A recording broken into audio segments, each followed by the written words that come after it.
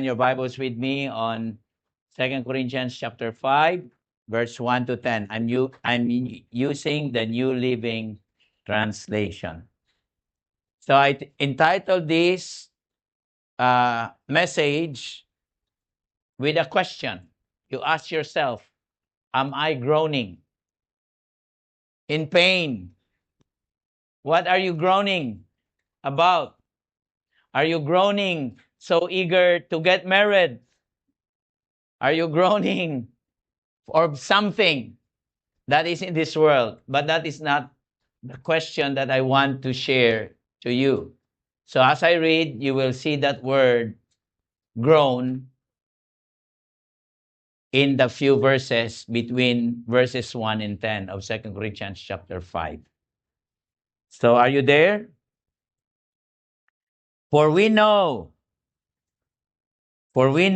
that when this earthly tent we live is taken down, that is when we die and leave this earthly body, we will have a house in heaven, an eternal body made for us by God Himself and not by human hands. Very interesting that He didn't say house, our earthly house, but a tent, because a tent is temporal. A house is permanent. Amen? But I have a house, pastor. I have a mansion, 5 bedrooms, 3 bathrooms. But I'm alone. I'm not married. It's still temporal. He's talking about your physical body, not your house or your mansion that you live in. And then verse 2, we grow weary in our present bodies. Maybe when you are young, you won't feel any weariness. But when you're turning 60 like me this year, there's some. And we long to put our heavenly bodies like new clothing. Who among you, if you have new clothes, you feel so good? If it fits, right? But if something is new in your clothes you wear, you're happy. Much more if we have a new body that would no longer decay, that would live forever. Verse 3, for we will put on heavenly bodies. We will not be spirits without bodies. So God prepare us a body. Remember when Jesus has risen from the dead, He's not a spirit alone. Thomas touched Him. He's not a ghost. Like, what's that? Casper? The ghost? No, He has a body. But it's a body, remember, that could pass through physical, solid wall, doors. It can be anywhere. And sometimes I would see the account 40 days of Jesus after the resurrection. Every time the disciples meet with Him, they cannot identify Him immediately. I don't know, I cannot explain. Does He change faces in a resurrected body? I don't know, because in the room where He entered and showed to Thomas, he knew it was the Lord. But they went on fishing in the account of John, they don't know Him again. For 40 days, He appears with the disciples, but cannot immediately identify that is Jesus. That I don't know the answer. Don't ask me. If you're in a hurry, so you go to heaven now, if you like.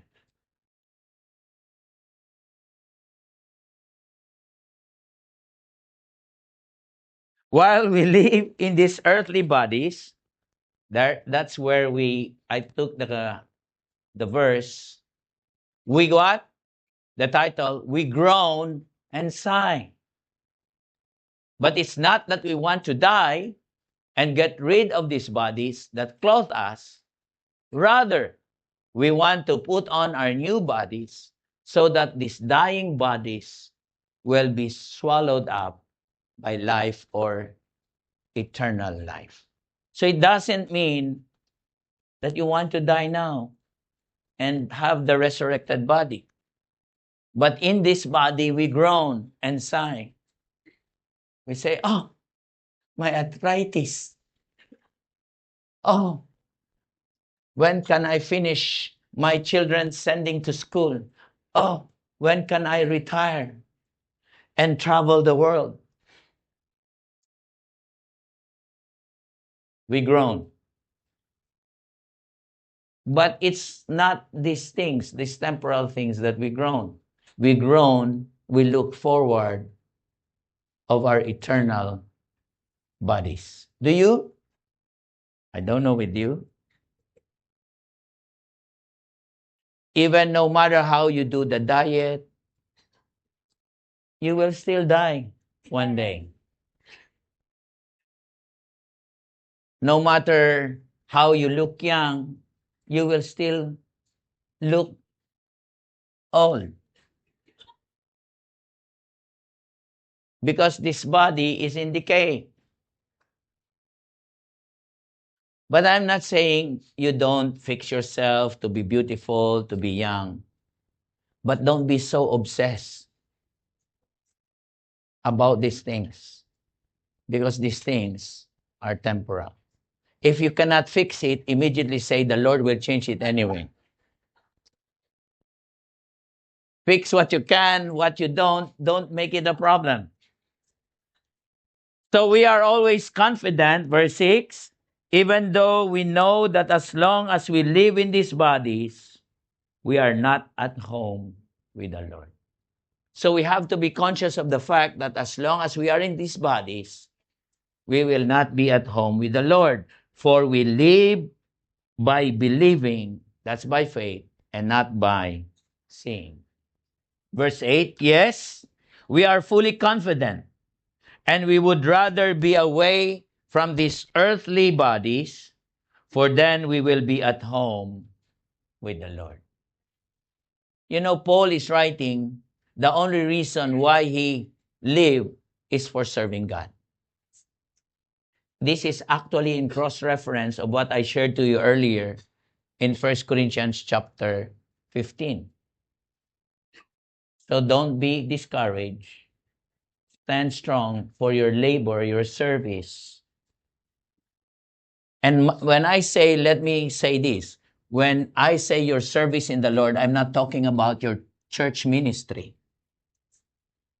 I'm talking about your life.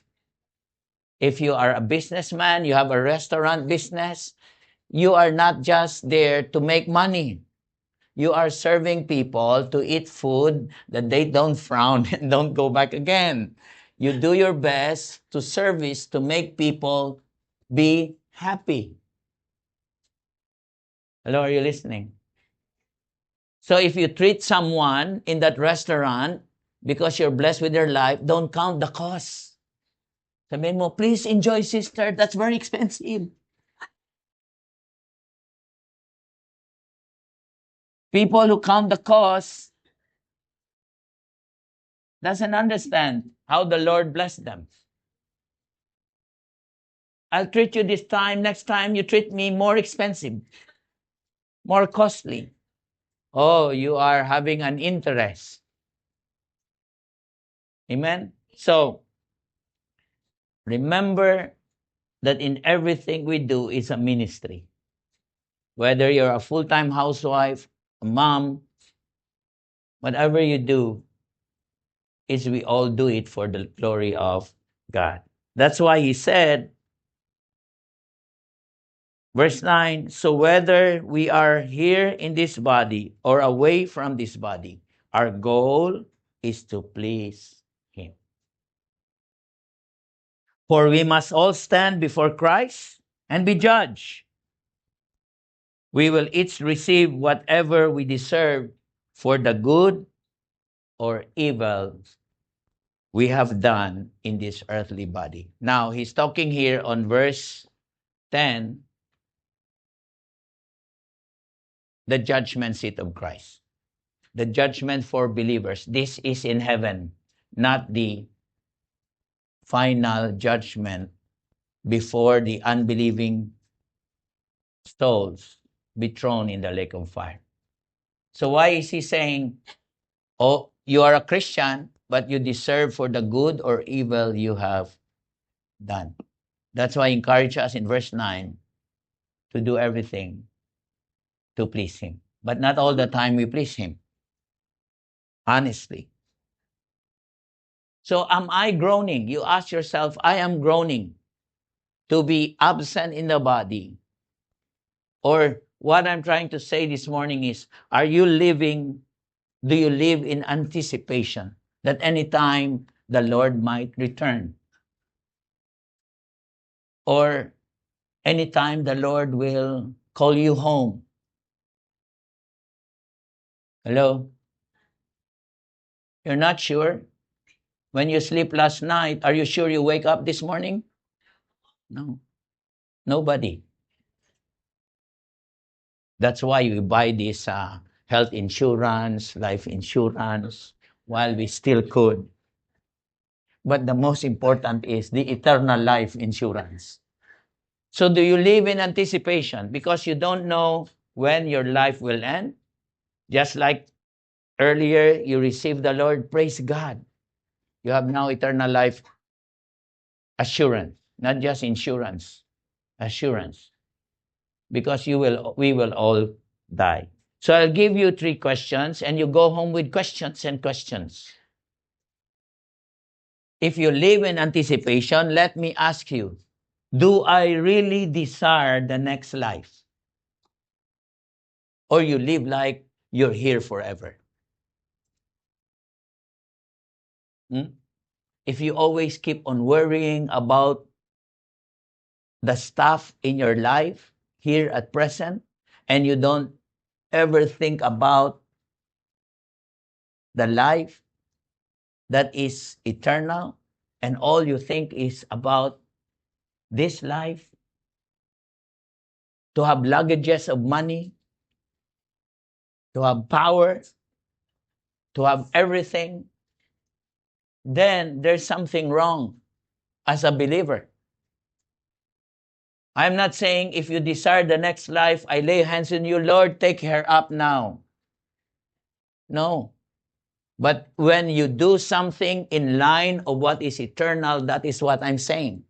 That you are mindful of your next life. That when you are tempted to do something, oh Lord, I will lose my reward, or will I have a reward? That everything you do in the temporal will always have an eternal consequence in your life.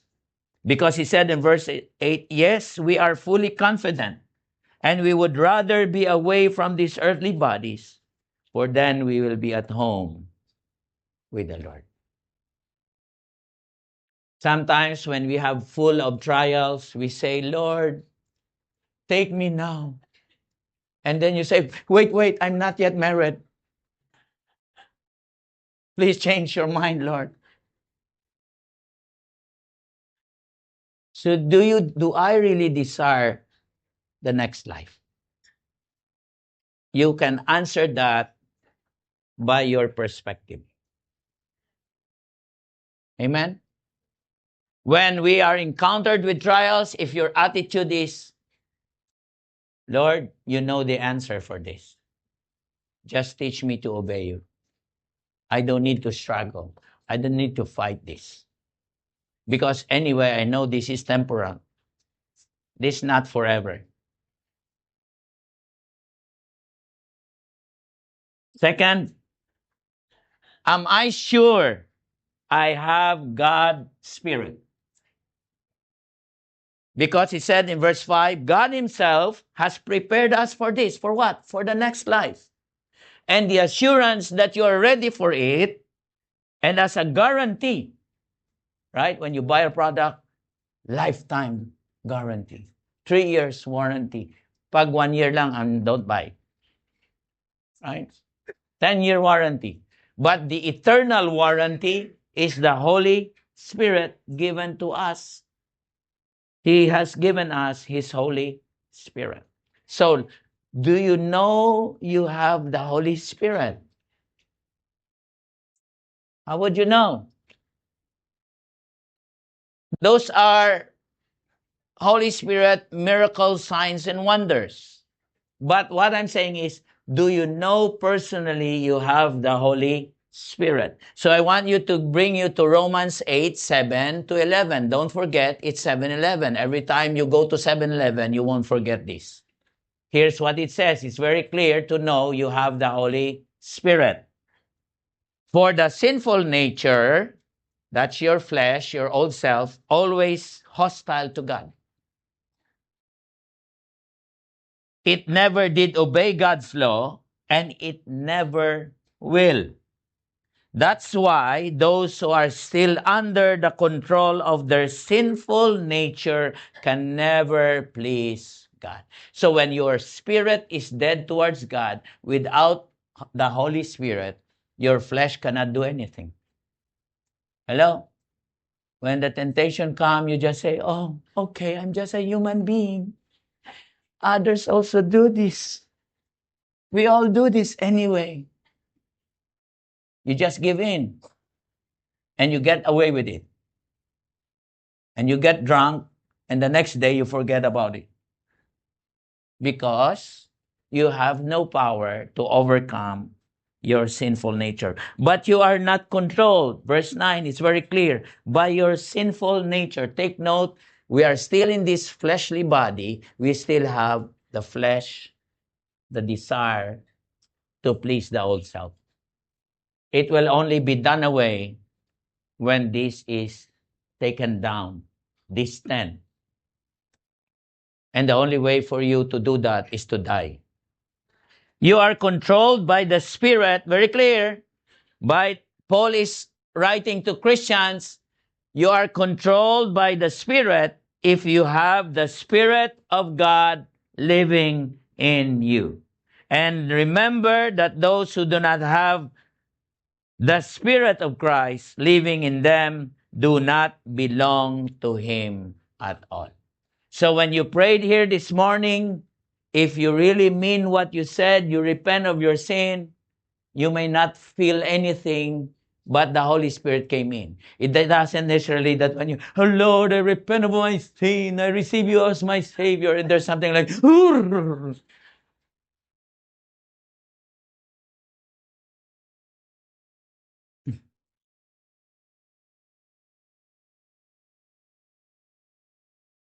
others feel normal. Others, something, they fall down on their knees, they cry.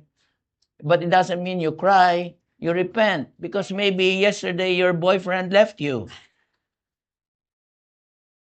We didn't know. So it's not a sign that when you cry there, you got born again. But if you simply, because the Lord sees your heart, not your words. God looks at the heart, not the outward appearance.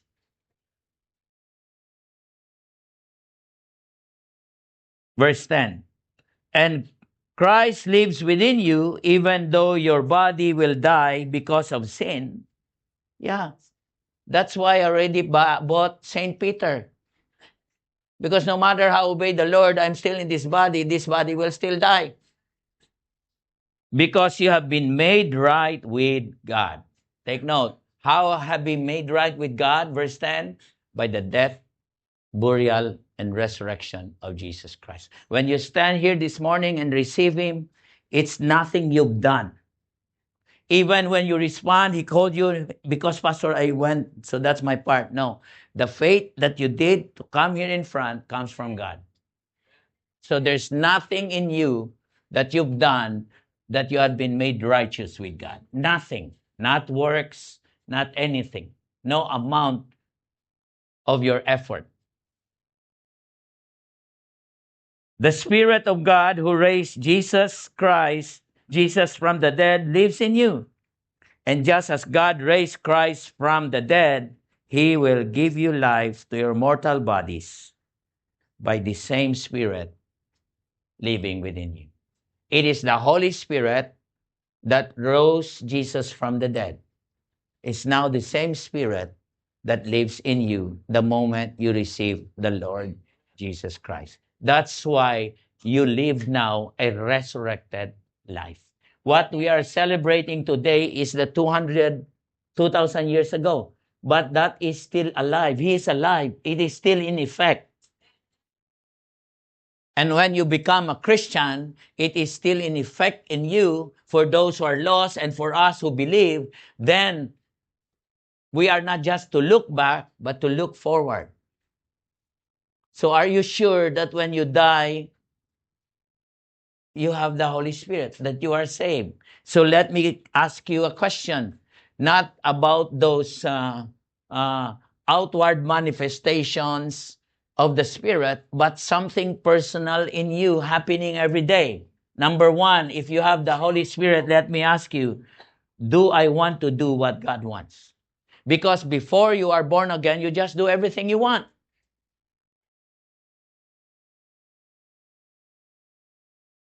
Do you want to submit to God's law?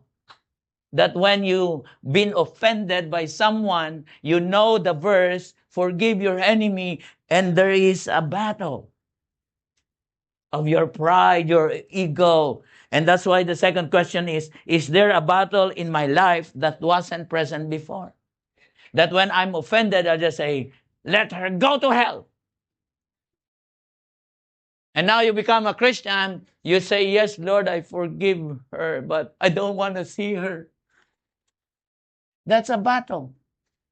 You see this to Christians talking, yeah, I already forgive her, but I don't want to see her face.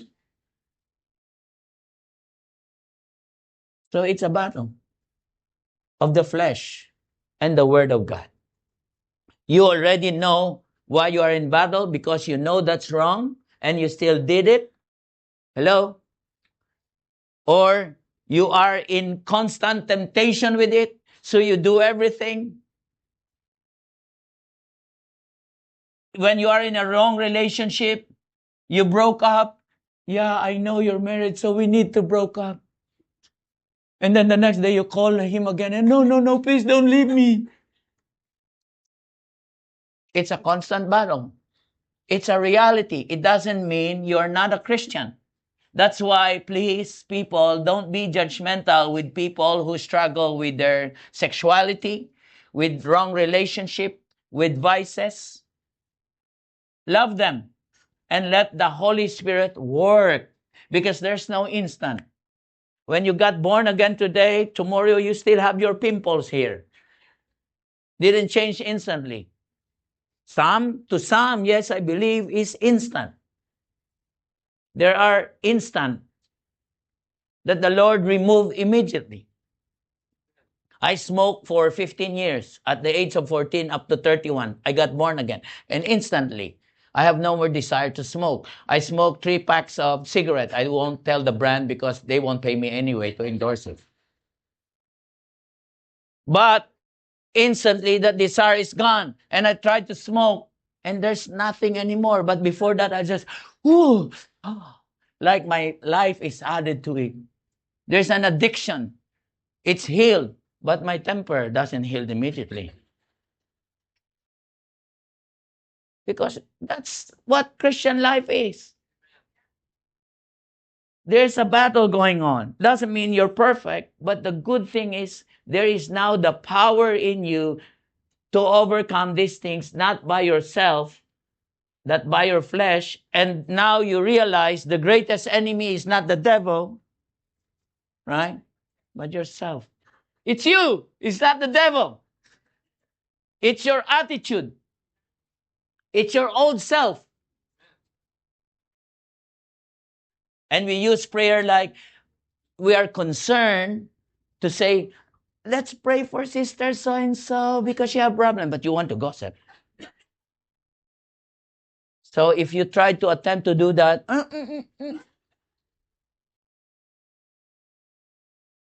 until you're changed, until that habit dies. And that's why the third one, you're going to have some success every now and then. Because you're not perfect. You will have victory every now and then. You will overcome. That's why we are overcomers. Does my attitude reflect my faith? This question I already answered through the examples that I had give. Verse 6. So we are always confident, even though we know that as long as we live in these bodies, we are not at home with the Lord. And that's why he said in verse 7, we live by believing and not by seeing. So here's the question. In this question, does your faith give you good courage? Or you just immediately give up? When that area of your particular life, you say, no more hope in that. Do you have a faith that gives you courage? Because when there's a faith that gives you courage, that faith is authentic. When someone says, I give up my faith on Jesus, I followed him for 10 years and no effect, that's not real faith from the very beginning. Why? Because if you are truly been born again, you have the Spirit that empowers you, that will tell you, that will move in your hearts, in your life, to let you keep on. Amen? But let me close this with a prayer. In closing, we say, Lord, help us to focus what matters most. Setting our minds on things above, not on things of this world, but things that relate to the one that we say is our blessed, happy hope, the great appearing of our God and Savior, Jesus Christ. Let us long for that and pray every day that your kingdom would come, waiting anxiously about the coming of Christ. We can't wait. We're groaning with anticipation for the arrival of Christ. In Jesus' name we pray. Amen. Let's bow our heads, close our eyes, and let me pray. Thank you for listening, and we hope that the Lord had spoken to you throughout the course of the message. We hope to see you next week as we continue to study books of the Bible and proclaim his words to serve men and to glorify God. May the blessing of the Lord be with you always.